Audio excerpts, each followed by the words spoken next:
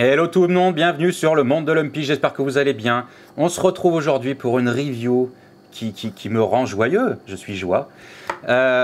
J'ai Funwall qui collabore une nouvelle fois avec moi, donc je les remercie infiniment. Funwall, il s'agit d'un concurrent direct de la marque danoise de briques.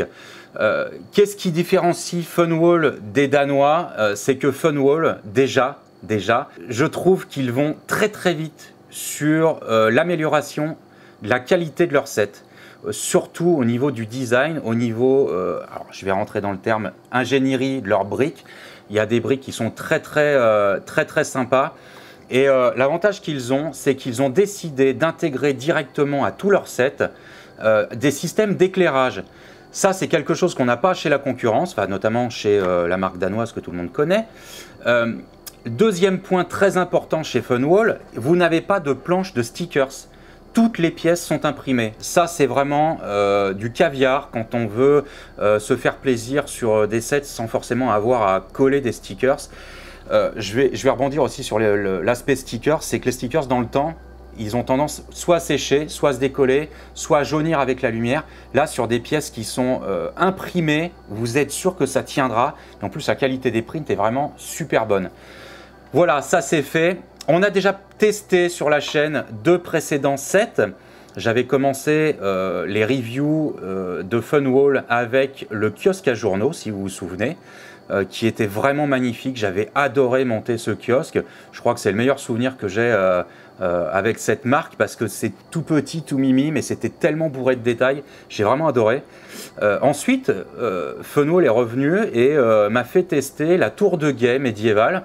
Alors le médiéval, c'est un thème qui est moins, voilà, qui me marque moins, que j'aime un petit peu moins. Par contre, effectivement, au niveau du montage, la tour médiévale est vraiment super belle. Donc ça, c'est aussi un moment que j'ai aimé, même si je suis moins fan de l'époque.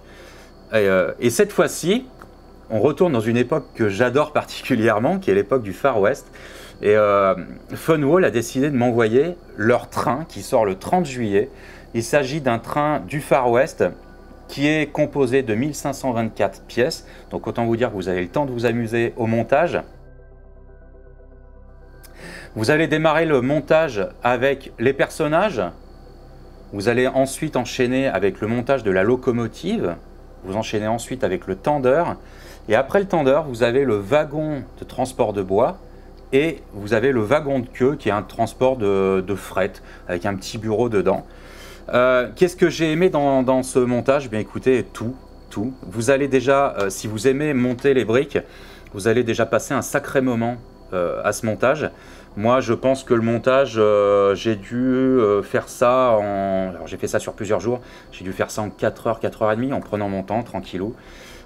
J'ai vraiment apprécié parce que la qualité des briques et du plastique qui est utilisé sont vraiment au rendez-vous. Voilà. Au niveau des personnages, je vous l'ai déjà dit, je pense que je suis tellement habitué à l'autre marque que j'ai un petit peu du mal à m'y faire. Et là, finalement, sur ces personnages-là, ça y est, ça commence à venir. Et je commence à m'y faire, leur petite bouille, très sympathique. Vous en avez 6 de ces personnages. Vous avez notamment tous les personnages qui s'occupent du train, mais aussi un voleur qui va aussi pouvoir prendre place sur un élément de décor qui est livré avec ce train, qui est donc une citerne et où il a établi son campement. Je trouve ça très sympa. Vous allez aussi avoir avec ce set la possibilité de cacher toute l'électronique. C'est-à-dire que tous les wagons sont reliés entre eux, mais en fait vous avez le tendeur qui abrite le boîtier pile.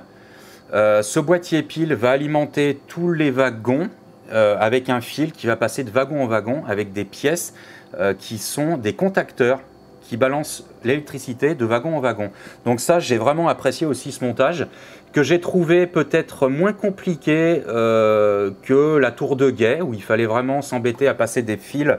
J'ai trouvé la tour de guet vraiment plus compliquée à gérer au niveau des câblages.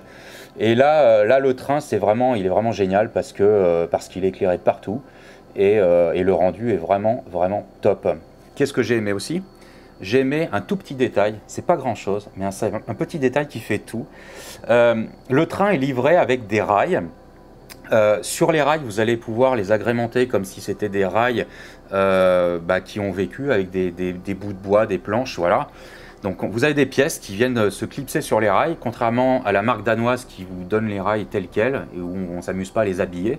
Et sur les rails, vous allez pouvoir trouver une petite pièce qui est donc des bâtons de dynamite qui sont là pour faire sauter la voie ferrée. Et sincèrement, j'adore ce petit détail. C'est pas grand chose, mais c'est beaucoup, je trouve. Vous allez me dire en commentaire ce que vous pensez de cette locomotive. Personnellement, j'ai vraiment adoré faire ce montage. Voilà, malgré le manque de temps, j'ai vraiment passé un très bon moment. C'est une review qui va faire partie des dernières que je fais dans ce studio, qui n'est plus un studio pour le moment parce que je travaille aussi dans cet emplacement. Prochainement, dans les prochaines semaines et les prochains mois, vous allez peut-être avoir la joie de découvrir un nouveau studio. On va voir comment ça se goupille. Mais en attendant, sincèrement, cette 440, comme on dit, cette locomotive western va vous ravir si vous décidez de la monter. Moi, j'ai déjà posté des photos sur mes réseaux sociaux, Instagram notamment, sur Facebook aussi, et tous les retours sont vraiment unanimes. Elle est magnifique, elle est vraiment magnifique. Ça va pouvoir matcher avec les sets de la marque danoise aussi, sans aucun problème. Et ça, c'est vraiment génial. Ce que j'ai aimé aussi, c'est le wagon qui transporte le bois. Alors, c'est pas grand chose, mais le bout des rondins de bois, c'est un print. Donc en fait, vous avez vraiment l'impression d'avoir un tronc qui a été scié. Et ça, je trouve ça super classe. Pareil, le wagon de fret, il a un petit bureau, il est agrémenté de plein de petits accessoires dedans où on voit bien qu'on transporte de la marchandise. Et ça, pour le coup aussi, on est vraiment dans le détail.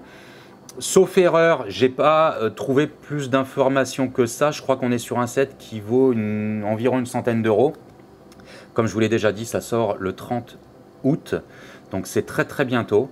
Et si vous voulez vous faire plaisir, écoutez, n'hésitez pas, vous pouvez y aller. Les liens sont en description. Vous allez pouvoir acheter ça directement sur le site de Funwall, ce que je vous conseille, parce qu'au passage, j'ai un petit lien d'affilié qui me permet d'avoir une petite commission si vous prenez chez eux, et en plus vous avez un discount. Merci à toutes et tous de m'avoir suivi sur cette review qui me ravit. On se dit à très bientôt.